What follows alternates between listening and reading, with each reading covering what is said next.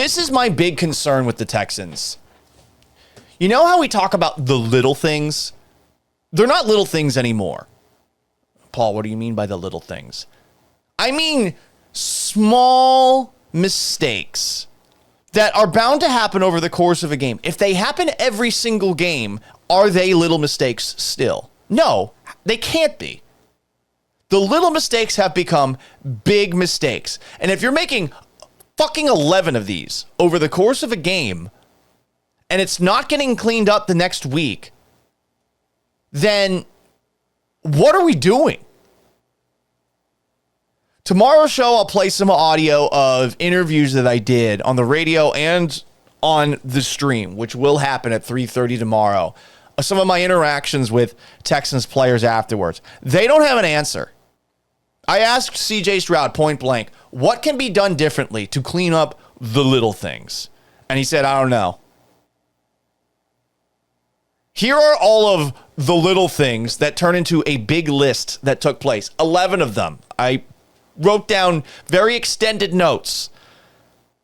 Number 1, Daria Gunbawale just leaving the ball in the end zone on a kickoff. What the fuck was that? I'll again ask, what in the fuck was that? Frank Ross is going to chew him out for that. I don't want Daria Gunbawale back there returning kicks anymore. He has another occurrence on this list, and the guy barely plays. The Texans should have lost a playoff game for fucking that up in 2020. Remember that? I do. I remember watching that game, Texans and Bills, and there's a kickoff into the end zone, and they just leave it there. What the fuck are you doing? It's a live ball. It's not a punt. It's not college. I'm glad they brought that rule back, and I heard Andre Ware say that on the radio broadcast. He's glad they brought that rule back. I am too. It's so fucking stupid. The ball's live on the field. Didn't go out of bounds. Just catch it and take a knee. That's 1.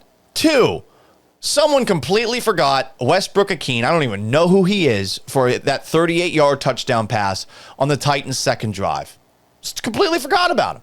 Wide open. And this is a issue that happened last year and this year. Splash plays. The Texans allow a lot of them. Can I tell you how many they give up relative to the rest of the league? No. I'm not watching every single game. But if DeMeco Ryans is a defensive-minded head coach and this continues to happen, you got to wonder about how good he is at correcting stuff like this. Number 3, Dameon Pierce has a 48-yard kick return after the 80-yard kick return he'd had. And a holding somewhere by MJ Stewart negates it. I don't think it affected the play in any way. Pierce was just running through people right up the middle. But there goes a little momentum that you got from that return. 4, I don't know how the Texans ended up in a situation where Jimmy Ward, who is not the fastest guy, is guarding Calvin Ridley one-on-one downfield. But that happened, and he got toasted. He looked so slow on that play. He had zero chance. 5, back-to-back false starts after a screen for a loss on their 9th drive, which set up an insurmountable 3rd and 16. I mean, this offensive line, at least most of them spoke after the game. I'll give them credit for that.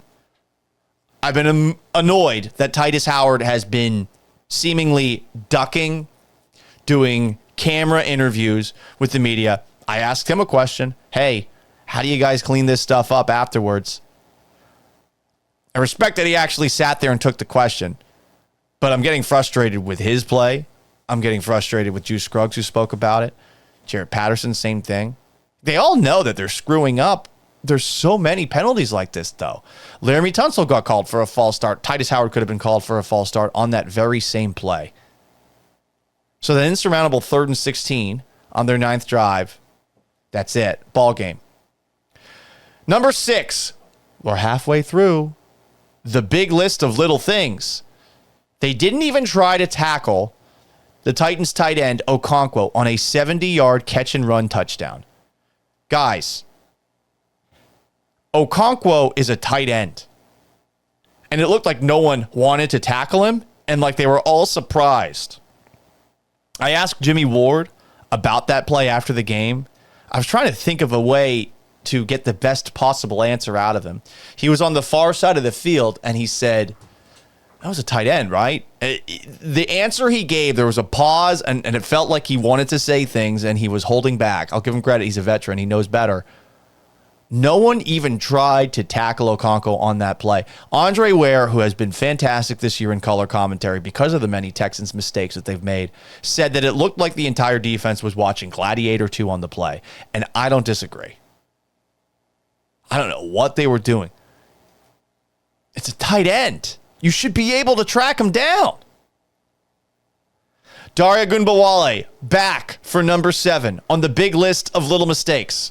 Muffs another kick return. All right, he didn't fumble it away, but he muffed it. Number 8, Tank Dell, with another drop on 3rd down. Defender made a nice play on the ball, but his hands were on the football. Got to catch it if your hands touch the football. He's had worse drops this season, and I will give that Titan defender credit. Still, got to catch the ball, dude. 9, the illegal shift that nullified the Nico Collins catch and run touchdown on the second to last drive, which was arguably the most frustrating drive of the game. Nico Collins has 3 touchdowns since returning from injury, and 2 have been called back by dumb penalties. 2 illegal shifts, 2 things that did not impact the play whatsoever. This is basic shit. You had Joe Mixon, and I think it was Tank Dell, both in motion at the same time. I forget who the other receiver was. It might not have been Tank Dell. Whatever the case, what the fuck? It's stuff like this. It's illegal man downfield on screens. It's illegal formation. It's stuff like this all game that really sets the offense up to fail.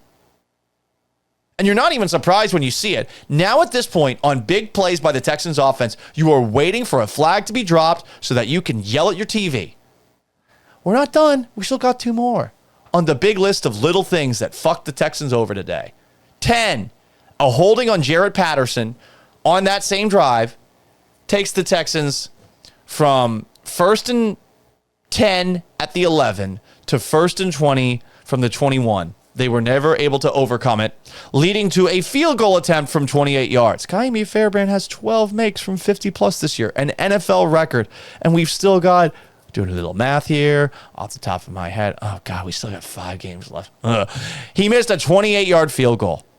Can hit him from 50. He has missed 2 field goals of less than 30 yards this year. 2. The little things. They're not little anymore. There's so many of them. This is a massive list, and it's every week.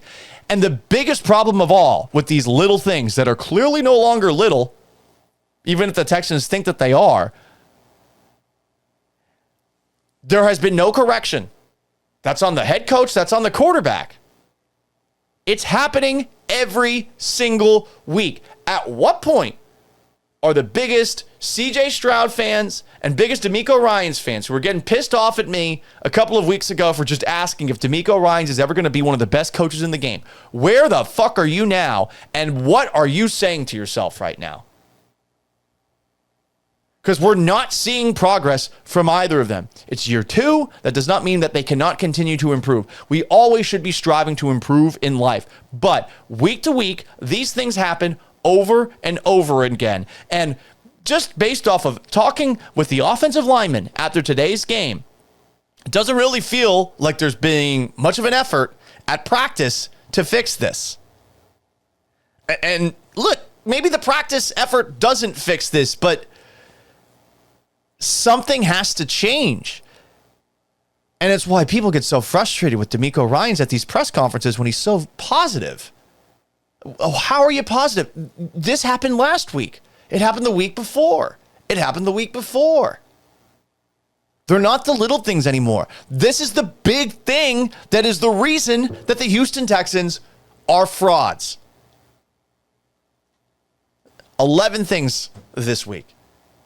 Go back. You could probably make a list of 8 to 10 for every single game the Texans have played this year. Win or loss. And you're never going to be perfect out there, but it doesn't feel like this team is striving for perfection. I saw after Patrick Mahomes and the Chiefs barely beat the Panthers, Mahomes afterwards said he wants some blowouts because the Chiefs haven't gotten any. By the way, they were undefeated until last week. and they still know that they can go to a higher standard. Fuck off with all this positivity. It's time for some fire and brimstone on Kirby Drive, and I don't know where it's coming from. I really don't.